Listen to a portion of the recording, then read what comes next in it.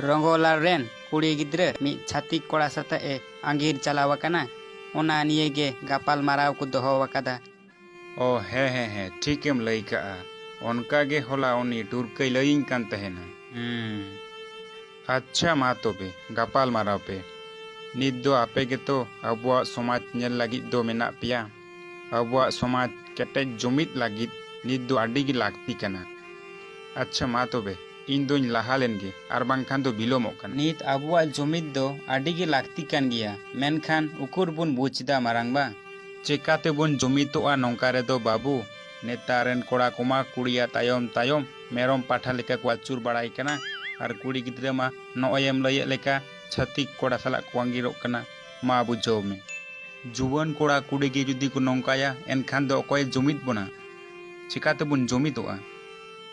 हारा रकाब जुवन को गे तो जुमित रिया आगाम डहार दो को उदुगा मेनखान नोंकार दो चिकाते हुआ। हे मारांगबा नोवा दो आम दो ठीक गेम लई कदा काटकम घुटू ओना राशि अतुरे ओनका गे हुडिंग हुडिंग गिद्रे को आकु तिगे को बोलो चाबा कना। मा आदो अकोय ची एम मेताया आर अकोय ची एम मेता कुआ ओना गेसे बाबू नुकु दो आदो ची को बुझ लेदा अबुआ समाज बाखराते दो नित अबुआ समाज ओकारे मेनाआ चेत लेका मेनाआ चेत लागती कना नित समाज रे अकोय ह ची हो बांग को भाबी लेदा बांग को बुझ दड़ेयादा उनको मातो आकुआ घारन जियन को बोलोयना।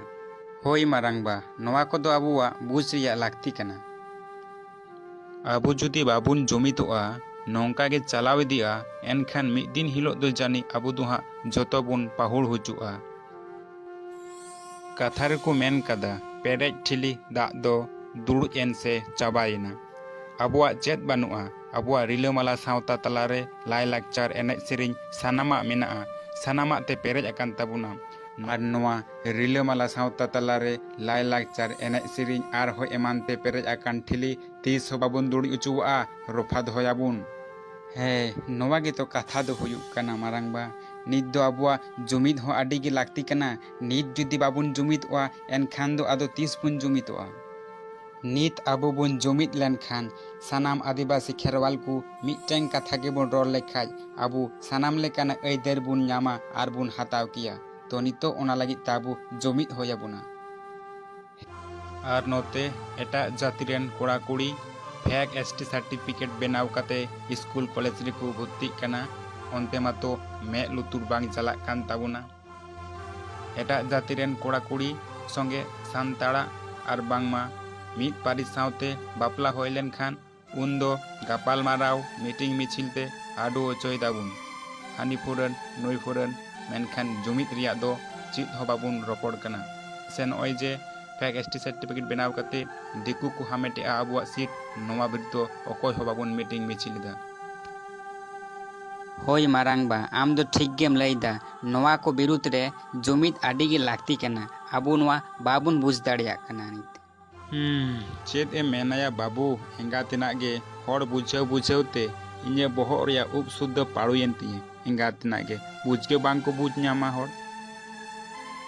आर नोते धरम निये हो कफारी चालुक कना अकोय दो लईदा सारी अकोय दो सारना नोवा धरम गोटाय लागित ते हो नितो खंद्रन आडी गे लागती कना। होय मारांगबा आम दो ठीक गे मेनदा अबुआ दो आबु तेगे खंद्रन होयाबुना आबु तेगे गोटाय हुयुग ताबुना। गुरु गंके लई का लेका ऑल मेना तमा रोड मेना तमा धरम मेना तमा आम हो मेनाम रोडेम आले रे धरमेम आले रे आम होम आदो आमा ओड़ा लागित आमा दुवर लागित जहाय दो बाय नेल आमगे नेल में। होय बाबू नोवा गे तो कथा दो हुयुग कना अपनारा धरम करम हासा भाषा लाय लाकचार एनेज सेरिंग सानामा बांचाव दोहय लागी आबु तेगे अबुआ जिनिस दो नेल हुयुग ताबुना अकोय हो एटा हर दो बाय नेला ओना लागित अबुआ जुमित होयाबुना तबे खान गे आबु नोवा बुन बांचाव दोह दाड़ेया। होय ठीकेम लईदा मारांगबा निये दो नित अक्तो रे निहाती लागती कान गे जुमित दो। नोवा मा तो कथा कान गे नित जुदी आबु बाबुन जुमितोआ नोवा को बिरुद्ध रे बाबुन लड़हया तबे खान दो आबु दो आदो ची बुन चिका किया ओना लागित ते नित आबु जुमित होयाबुना। तो सानाम को ठेर नेहर अक्तो सेटेराकान देलाबुन जुमितोआ नित बाबुन जुमित लेनखान आर 3 दिन नोंका दो ᱚᱠᱛᱚ ᱥᱮᱴᱮᱨ ᱟᱠᱟᱱ ᱫᱮᱞᱟ ᱵᱚᱱ ᱡᱩᱢᱤᱫᱚᱜᱼᱟ ᱱᱤᱛ ᱵᱟᱵᱚᱱ ᱡᱩᱢᱤᱫ ᱞᱮᱱᱠᱷᱟᱱ ᱟᱨ ᱛᱤᱱᱟᱹᱜ ᱫᱤᱱ ᱱᱚᱝᱠᱟ ᱫᱚ ᱚᱠᱛᱚ ᱥᱮᱴᱮর আকান ᱫᱮᱞᱟ ᱵᱚᱱ ᱡᱩᱢᱤᱫᱚᱜᱼᱟ দেবন দিগুণ দেব শিবে